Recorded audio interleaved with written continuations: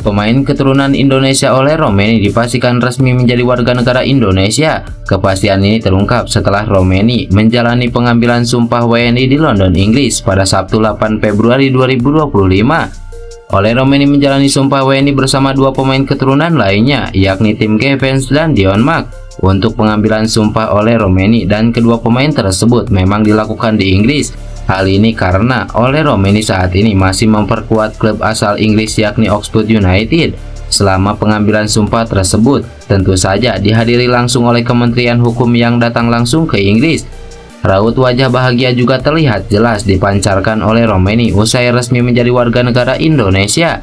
Pengambilan sumpah WNI khususnya untuk Oleh Romeni ini sangat disambut meriah fans timnas Indonesia. Meski sumpah ini dilakukan di Inggris, fans timnas Indonesia tetap memperlihatkan antusiasnya. Para fans terlihat sangat gembira, sebagaimana yang dituliskan di kolom komentar unggahan media sosial PSSI.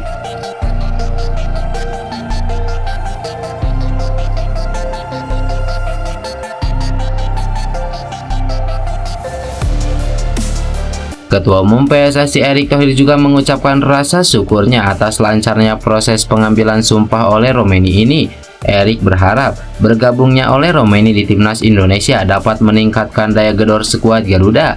Apalagi timnas Indonesia sudah dijadwalkan akan menghadapi laga penting di bulan Maret, yakni menghadapi Australia dan Bahrain.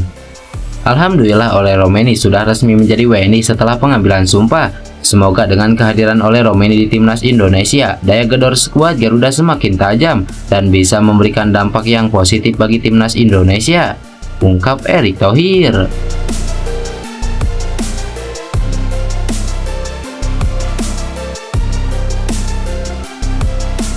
Kehadiran Oleh Romeni di tubuh timnas Indonesia tampaknya disambut positif oleh penyerang Persis Solo Ramadan Sananta. Sananta menegaskan dirinya siap bersaing dengan Oleh Romeni di timnas Indonesia.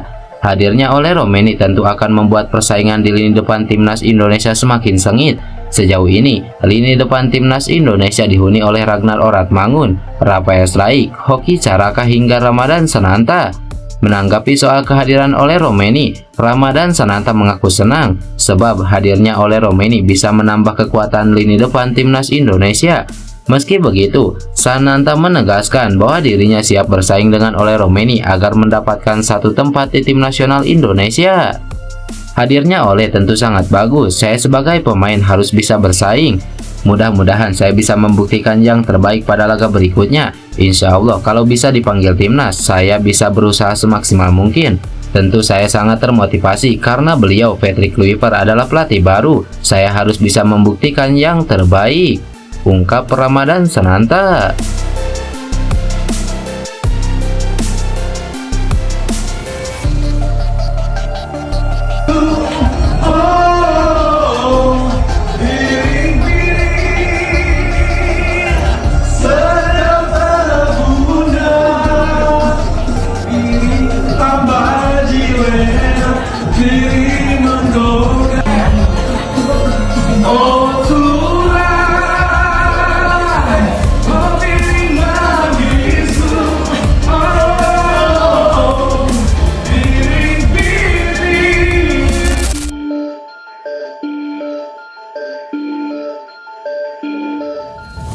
Pertandingan pekan ke-19 Liga Super Kosovo yang mempertemukan KF Balkani dan klub pemain keturunan Indonesia Chairus Margono yaitu KF Duka Gzini berlangsung dramatis.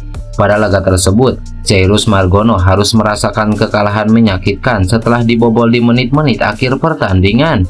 Sejak peluit pertama dibunyikan, KF Balkani tampil dominan dengan penguasaan bola mencapai 61%. Mereka terus menekan pertahanan KF Duka Gzini dan menciptakan berbagai peluang berbahaya.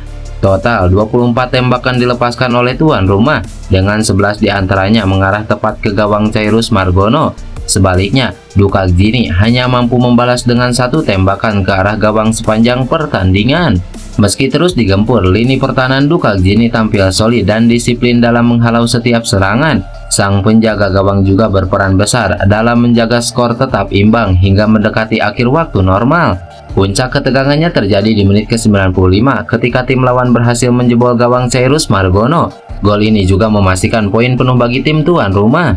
Dalam laga tersebut, Cyrus Margono memang melakoni debut resminya di Liga Kosovo. Ia dipercaya tampil sejak menit pertama hingga menit akhir. Meski tampil cukup solid sepanjang pertandingan, Cyrus harus menerima kenyataan pahit setelah gawangnya kebobolan di menit-menit akhir yang membuat timnya pulang tanpa poin. Dengan masih banyak laga tersisa, perjalanan KF Dukak Jini di Liga Kosovo masih bisa berubah. Performa Cyrus Margono juga patut dinantikan. Apakah ia mampu menjadi faktor penentu bagi timnya atau justru menghadapi tantangan lebih berat ke depannya?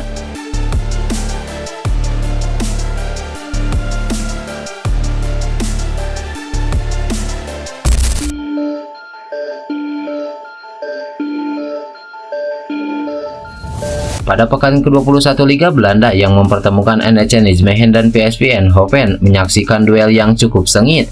Saking sengitnya, laga tersebut pun berakhir dengan skor imbang yakni 3-3. Dalam laga tersebut, Kelvin Verdonk bermain sebagai starter dan tidak tergantikan di posisi bek kiri NEC Nijmegen dalam formasi 4-3-2-1. Bahkan, bek kiri timnas Indonesia itu tampil apik dengan melakukan 3 kali sapuan, sekali blok, 2 kali tackle, dan 1 tembakan on target. Sepakan voli kaki kiri Verdonk hampir menjadi gol. Sayangnya bola yang mengarah ke pojok kiri bawah gawang lawan ditepis kiper PSV Eindhoven Walter Benit. Usai laga tersebut sempat terjadi ketegangan antara Kelvin Verdonk dan Joy Veerman. Kala itu Veerman terlihat menolak salaman dengan Verdonk setelah pertandingan. Padahal Verdonk telah mencoba melambaikan tangannya ke arah bintang PSV itu, namun Veerman justru menolak dan membantingkan tangannya. Baru-baru ini, Veerman membuat klarifikasi dan menyatakan dirinya menyesal telah melakukan tindakan kurang sportif kepada Kelvin Verdonk. Menurut pengakuannya kepada ESPN-NL, dia juga sudah mengirim pesan kepada Verdonk untuk meminta maaf. Anda tahu sekarang, saya tidak tampil buruk saat berada di lapangan. Saya telah mengirim pesan kepada Kelvin atas kejadian itu, karena saya sangat baik dengan Kelvin. Saya juga pernah duduk bersamanya beberapa kali saat liburan, ujar Joy Veerman. Lantas pertanyaannya, bagaimana dengan respon Kelvin Verdonk? Sejauh ini, dia diketahui belum memberikan tanggapannya soal klarifikasi dari sang rival tersebut. Namun, pemain timnas Indonesia itu telah memberikan respon berkelas setelah NEC Nijmegen mampu mengimbangi PSV Eindhoven. Kami memang tidak menang, tapi kami juga tidak kalah. Setiap poin sangat berarti. Terima kasih atas segala dukungannya, ungkap Verdonk beberapa waktu lalu. Terlepas dari hal itu, NEC Nijmegen sendiri saat ini naik ke posisi 11 klasemen Liga Belanda musim ini dengan 24 poin. Sementara itu, PSV Eindhoven masih kukuh di puncak klasemen dengan 50 poin, unggul 2 angka atas Ajax Amsterdam di posisi kedua.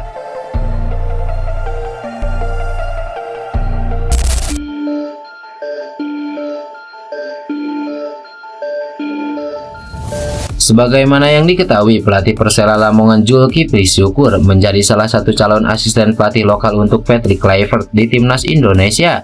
Hal itu pertama kali diketahui saat Zulkifli mengunggah foto bareng bersama staf pelatih timnas Indonesia usai diseleksi.